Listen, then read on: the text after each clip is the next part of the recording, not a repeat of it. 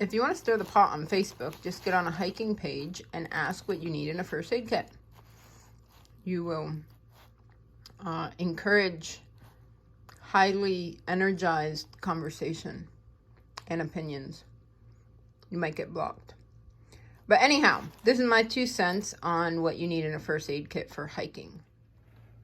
This is my first aid kit, though it's more of an emergency kit, just in case kit, how not to die kit, try to stay alive kit. But I'm going to go through it, show you everything I have first, and then if all you want to see is what I have, you don't have to watch the rest of the video. I do try to be considerate sometimes. And then I'll go through why I have what I have, and then I might show a little bit about what I've taken out and why. First of all, this is a little zipper bag I got from Bass Pro. It comes in a set of 3, and this is the smallest one. We're gonna open it up and see what I have. So as far as first aid, I carry Aleve, 200 milligrams, Tums, needles. These are for blisters. I do carry a 4x4 pad, 3x3 pad, and athletic wrap. It's self-adhesive. It's kind of like an ace bandage, but you don't need the little clips. I also carry tarp tape, fix a tarp, chapstick, duct tape, and I usually put the duct tape down inside here to hold, so this holds its form. An extra bug band, a little compass, paper and pen, just in case you get stranded out there and need to write your will. Fire starter stuff. This is just a little bag I put the supplies in so they don't get wet. So aqua tabs, and that is a backup for my water filter.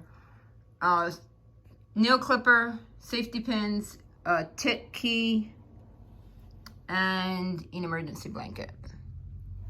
So that is everything I have, and I'm gonna go through it item by item here in a second. So for bleeding control, this is just peace of mind that you have a sterile surface. It's probably not necessary. I probably don't even actually need this. If you have a large wound, gash, or anything, you can cover it up with this and then wrap it with this. You can also use this to wrap your feet for blisters if you get blisters. And if you have cuts, scrapes, whatever, you can, sprains, strains, broken feet. I've actually wrapped a broken foot with this before. It wasn't mine. So this is a huge necessity. This not so much. But it's in there. Aleve. Aleve, I have found to be the best over-the-counter pain medication. And back to the broken foot, I hiked a friend out 10 miles, I think, on a broken foot. And Aleve is what got her out. So definitely Aleve. This is probably Aleve, and the wrap is probably what I've used the most on hiking trips. And I should maybe get a roll and a bottle of Aleve and give it to my friend for Christmas. Might be a good idea. Tums, never know how that trail food's gonna hit. Emergency blanket. The one time I've needed to use this, I forgot that I had it. I remembered it the next morning. But this, if you get in a situation where you're getting cold in your sleeping bag or sudden cold freeze, snap, or anything, you can wrap up in this inside of your sleeping bag on an overnight. Or if you're out on a day hike, you need to make an emergency shelter, you can use this. If you come upon somebody with hypothermia, you can use this. If you get lost, you can signal an airplane with it. So this is just an important thing to have. You can get these at hiking places. You could probably get them on Amazon. So a bug band. When I go on a hike, I just throw a couple of these in my pack, depending on how many days I'm going. These, I went on my 7-day hike. I took 2 or 3 of them. The old packaging says 7-day use, but it's got a little ziplock there, so you can put it in when you're done using it and then use it again. These are pretty efficient. I got them at Walmart. They cost like $1. You can buy them like this. You can buy a pack of 5 or 6. I buy them individually because then they're sealable. I don't know, maybe psychological. Maybe it doesn't make a difference. If you're going in a group of 5, you might still buy the bigger packet. It's cheaper. But of course, it's not 100% effective, but it is pretty effective. Duct tape. Duct tape you can use to fix things. I have also used it to create a splint. So I used my sit pad and duct tape, and I created that splint for the broken foot to get my friend out. Blistex. When I hike in the winter, my lips dry out, so I use this. But what I use it for the most is hiking in the summer, and I sweat a lot, and I wipe the sweat off my face. The skin under my eyes, for some reason, gets really raw. So I actually just put that on under my eyes just to keep the skin from getting raw. Tarp tape. If your tent or your tarp, your rain fly gets a rip in it, you can fix it with this. This is new. I just got it. So I haven't used it. Needles. So these you should be able to get at Tractor Supply, I think. I'm a paramedic, and these somehow, I don't know, I came home from a shift and they were accidentally in my pocket. So the reason I like these versus, like, you can carry just a sewing needle, but there's no protection. So it has a cap on it, and then once you use it, you can clip that down. You can sterilize them, but they are hollow, so when you lance the blister, it'll drain, and you don't get a whole mess on your foot. So I have gotten blisters once on a hike, and they were very painful, and once I lanced them, I didn't have a needle at that time, but once I lanced them, I could walk fine. So these are highly recommended if you tend to get blisters. Once I switched my shoes out, I have not gotten blisters since, but I still carry them because I remember how that felt. Compass. I used to have a mapping compass that I carried, but it was big and bulky and I never used it, so I took it out. And then a couple years later, I saw this. I got this at Field and Stream, I think it was. And small, it's lightweight. It's not a bad idea to have, especially if you hike in actual wilderness. I hike on the Appalachian Trail. It's well marked. But you never know. Might need it. So I carry it. Pen and paper. Most things I need to write down, I can do it right on my phone. But it does not hurt to have pen and paper. Probably not a huge necessity, but I guess if you get stranded and you want to leave a note for the people who will find you, you can use that. You can also use it for a fire starter if you need to, but I just got this, and I got this on Amazon. This is to start fires. Well, you need this to start the fire, but you just pull this out. You can see it's a lot of fibers in there, and put some sparks on it. It'll catch fire, and then you just work it into your fire or your kindling that you have set up. And once your fire is going, you can pull this out. You just slide that down over it and put the fire out. So this I got on Amazon. This works pretty well. I've used it a couple times to build some fires, and it's kind of my backup. I do have a camp stove with a spark, and you can always light the stove and then light your fire off the stove. But I don't carry my stove on day hikes, and there's been times I've wanted to hike out and build a fire.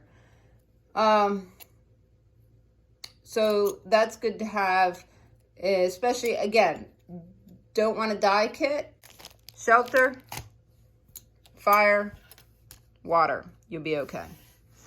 Safety pins, these are in here because I needed a place to hang my wet socks off my pack. So I threw these in, but you can also use them if something rips to patch it together. Nail clipper, this is my luxury item. And the only reason I put this in just recently. The reason I have this is because I've had a couple times where I've torn a fingernail and it has just irritated me the whole hike. And I was able to trim it down or fix it with a pocket knife, but I just didn't like it. It was uncomfortable.